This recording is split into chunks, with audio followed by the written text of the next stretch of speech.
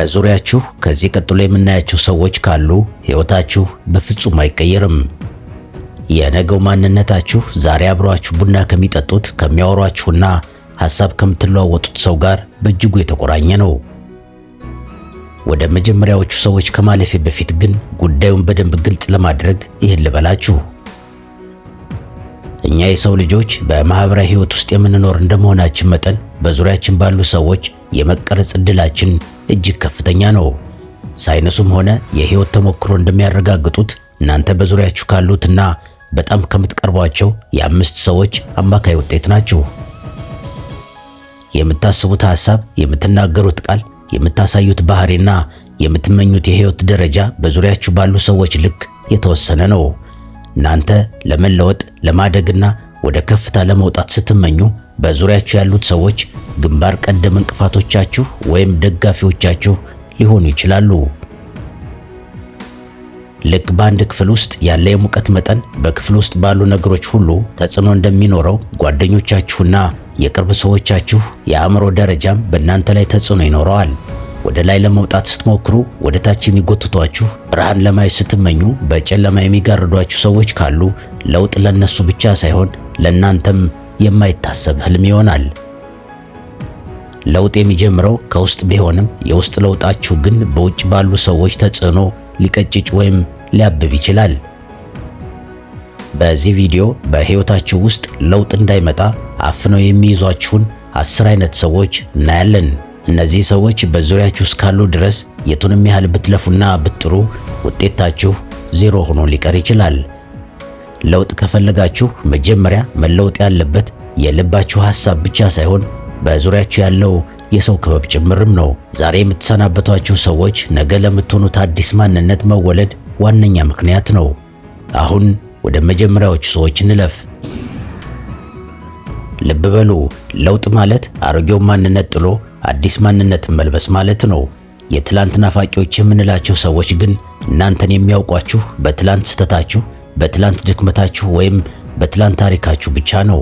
እናንተ ዛሬ አዲስ ሐሳብ ይዛችሁ ስትመጡ እነሱ ግን ያንኑ የድሮ ስማችሁን እየጠሩ አንተ እኮ እንዲህ ነበርክ ወይም አንቺ እኮ እንዲህ ነበርሽ በማለት ወደ ኋላ ይጎትቷችኋል። ለውጣችሁን መቀበል አይፈልጉም፣ ምክንያቱም የእናንተ መቀየር የእነሱን አለመለወጥ ስለሚያሳያቸው ምቾት አይሰጣቸውም። መልህቅ አንድም መርከብ እንዳይንቀሳቀስ በአንድ ቦታ እንደሚያስረው ሁሉ እነዚህም ሰዎች እናንተን በትላንት ታሪካችሁ ውስጥ አስረው ሊያቆያችሁ ይሞክራሉ። አዲስ ራዕይ ስታወሩ የድሮ ውድቀታችሁን ያስታውሷችኋል። አዲስ ባህሪ ስትላበሱ ለይስሙላ ነው እያሉ ተስፋ ያስቆርጧችኋል። በእንደዚህ አይነት ሰዎች መካከል ሆናችሁ አዲስ ማንነትን መገንባት እጅግ ከባድ ነው። ምክንያቱም በየቀኑ የሚግቷችሁ መርዛማ ትዝታዎችንና የድሮ ማንነታችሁን ነው። ስለዚህ በትላንት ማንነታችሁ ብቻ በሚፈርጇችሁ ሰዎች መካከል ሆናችሁ ለውጥን አትጠብቁ። እውነተኛ ወዳጅ ዛሬ ለሆናችሁትና ነገ ለምትሆኑት ማንነት ዕውቅና የሚሰጥ እንጂ በትላንት ጉድለታችሁ ላይ የሚቆም አይደለም። ከአሮጌው ማንነታችሁ ተላቃችሁ ወደ አዲሱ ከፍታ ለመጓዝ በመጀመሪያ እናንተን በትላንት ጨለማ ውስጥ ሊያስሯችሁ ከሚፈልጉ ሰዎች ጋር ያላችሁን ትስስር ማላላት ይኖርባችኋል። ለውጥ የሚመጣው አጋጣሚዎችን በሚያይና ለውጥን በሚቀበል አዎንታዊ አእምሮ ውስጥ ነው። ሁልጊዜ የሚያማርሩ ሰዎች ግን በብርሃን ውስጥ ጨለማን እንዲሁም በእድል ውስጥ እንቅፋትን ብቻ የሚያዩ ናቸው። ስለ ሀገር፣ ስለ ሥራ፣ ስለ ጤና ወይም ስለ ሰው ሲያወሩ ሁልጊዜም ቅሬታና ወቀሳ ብቻ ነው። ከእንደዚህ አይነት ሰዎች ጋር መዋል ማለት አእምሯችሁን ለቆሻሻ ማጠራቀሚያነት እንዲያገለግል መፍቀድ ማለት ነው። እነሱ በዘሩባችሁ ተስፋ መቁረጥ ምክንያት ለውጥ ለማምጣት የሚያስፈልገውን ተነሳሽነትና ጉልበት ቀስ በቀስ ታጣላችሁ። ስሜት መጥፎም ይሁን ጥሩ ከሰው ወደ ሰው የሚጋባ ወይም የሚተላለፍ ነገር ነው። በተለይም አሉታዊ ስሜት እንደ ሰደድ እሳት የመዛመት አቅም አለው። አማራሪዎች በዙሪያችሁ ካሉ የእናንተ አእምሮ ሳታውቁት የነገሮችን መጥፎ ጎን ብቻ መፈለግ ይጀምራል። አይሆንም፣ አይሳካም፣ ለውጥ የለም የሚሉ ቃላት የዕለት ተዕለት ምግባችሁ ሲሆኑ በውስጣችሁ ያለው የመለወጥ ፍላጎት ይሞታል። ስለዚህ ሁልጊዜ ከሚያማርሩና ሁሉንም ነገር በጥቁር መነጽር ከሚያዩ ሰዎች ራሳችሁን ጠብቁ። በዙሪያችሁ ያሉ ሰዎች ተስፋን ሳይሆን ምሬትን የሚዘሩባችሁ ከሆነ ያላችሁበትን ቦታ ካልቀየራችሁ በስተቀር እናንተም እንደነሱ ቆማችሁ የምታማርሩ ተሸናፊዎች ሆናችሁ ትቀራላችሁ። ለውጥ በባህሪው ውጤትን ይወልዳል። ውጤት ደግሞ በዙሪያችሁ ያሉ ሰዎችን እውነተኛ ማንነት ይፈትሻል። ቅናተኞች የምንላቸው ሰዎች እናንተን የሚወዷችሁ ከነሱ በታች እስከሆናችሁ ብቻ ነው። ስትለወጡና ከፍ ማለት ስትጀምሩ ግን የእናንተ ብርሃን የእነሱን ጨለማ ስለሚገልጥባቸው ምቾት ያጣሉ። እነዚህ ሰዎች እናንተን በቀጥታ ባይቃወሟችሁም እንኳ በሽሙጥ ንግግር በነገራችሁ ላይ ጥርጣሬን በመዝራትና ስኬታችሁን በማሳነስ የለውጥ መንገዳችሁን ይበክሉታል። በሕይወታችሁ ለውጥ እንዲመጣ ከፈለጋችሁ በእናንተ ስኬት የሚደሰቱ እንጂ በእናንተ ከፍታ የሚቀኑ ሰዎች በዙሪያችሁ ሊኖሩ አይገባም። ቅናት ባለበት ቦታ ቅንነት የለም። ቅንነት በሌለበት ደግሞ ንጹህ እድገት አይታሰብም። ለውጥ ከፍተኛ ትኩረትንና የጊዜ ኢንቨስትመንትን ይጠይቃል። የጊዜ ሌቦች የምንላቸው ሰዎች ደግሞ የራሳቸው ግልጽ ዓላማ ስለሌላቸው የእናንተንም ጊዜ ያለ አግባብ የሚሻሙ ናቸው። እነዚህ ሰዎች ሁልጊዜም ለማይረባ ወሬ፣ ለማያልቅ ጨዋታና ውጤት ለሌለው ግርግር እናንተን ይፈልጋሉ። እናንተ ለለውጥ ስትሰሩ እነሱ እንዝናና ይሏችኋል። እናንተ ስታነቡ እነሱ እናውራ ይሏችኋል። እነዚህ ሰዎች ጊዜያችሁን ስለሚሰርቁ ብቻ ሳይሆን አእምሯችሁን ከዋናው ግባችሁ ላይ ስለሚነቅሉት ትልቁን ጉዳት ያደርሳሉ። ልትለወጡ የምትችሉት ለተወሰነ ጊዜ ከግርግር ወጥታችሁ ለራሳችሁና ለዓላማችሁ ጊዜ ስትሰጡ ነው። ዛሬ የምታባክኑት እያንዳንዱ ሰዓት ነገ ብዙ ዋጋ ያስከፍላችኋል። የጊዜ ሌቦች ዛሬ አብሯችሁ ያሉ ቢመስሉም በነገው የውድቀት ዘመናችሁ ግን ከጎናችሁ አይቆሙም። ስለዚህ ጊዜያችሁን የሚሻሙና ለራእያችሁ ቦታ የማይሰጡ ሰዎችን አይሆንም ማለት ልመዱ። ለውጥ ከፈለጋችሁ ለጊዜያችሁ የምትሳሱና ለትኩረታችሁ የምትጠነቀቁ መሆን አለባችሁ። የራሱ ዓላማ ያለው ሰው የእናንተን ጊዜ ያከብራል። ዓላማ ቢሱ ግን የእናንተንም ጊዜ አብሮ ይበላል። ለውጥ በባህሪው ተማሪ መሆንን ይጠይቃል።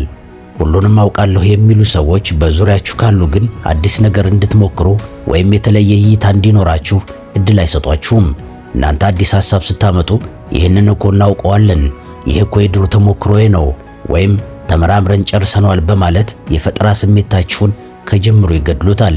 በእነዚህ ሰዎች ዘንድ እናንተ ሁልጊዜ ተከታይ እንጂ ከፊት እንድትሆኑ አይፈለግም። ለውጥ የሚመጣው ደግሞ አላውቅም ብሎ አዲስ ነገር ለመማር ዝግጁ በሆነ አእምሮ ውስጥ ነው። ሁሉንም እናውቃለን የሚሉ ሰዎች ግን አእምሯችሁን በራሳቸው ጠባብ ግንዛቤ ውስጥ ያስሩታል። ስለዚህ አእምሯችሁን የሚገድቡና አዲስ ጥያቄ እንድትጠይቁ የማይፈቅዱላችሁን ሰዎች ራቁ። ማንኛውም ለውጥ የተወሰነ ስጋት ወይም ሪስክ አለው። ፈሪ ሰዎች ደግሞ እናንተ ለውጥ ለማምጣት የምታደርጉትን እያንዳንዱን እንቅስቃሴ በስጋትና በፍርሃት ይሞሉታል። አዲስ ስራ ልትጀምሩ ስትሉ ብትከስሩ ሲሏችኋል። አዲስ ቦታ ልትሄዱ ስትሉ አደጋ ቢደርስባችሁ ሲሏችኋል። አዲስ ማንነት ልላበስ ስትሉ ደግሞ ሰው ቢታዘባችሁስ በማለት የጥርጣሬ ዘር ይዘራሉ። ፍርሃታቸውን እናንተ ላይ በመጫን ካላችሁበት የረግረጋማ ሕይወት ውስጥ እንዳትወጡ ያደርጓችኋል። ለውጥ ለማምጣት የግድ ከለመዱት ምቾት ወይም ኮምፎርት ዞን መውጣት ያስፈልጋል። ፈሪዎች ግን ያ ምቾት እስር ቤት ቢሆን እንኳ እናንተን እዛው ለማቆየት ይጥራሉ። የእናንተ ድፍረት የእነሱን ፍርሃት ስለሚያጋልጥባቸው እናንተንም እንደነሱ ፈሪ አድርገው ሊቀርጿችሁ ይሞክራሉ። ስለዚህ ድፍረታችሁን የሚያቀዘቅዙና ስጋትን ብቻ የሚግቷችሁ ሰዎችን ራቁ።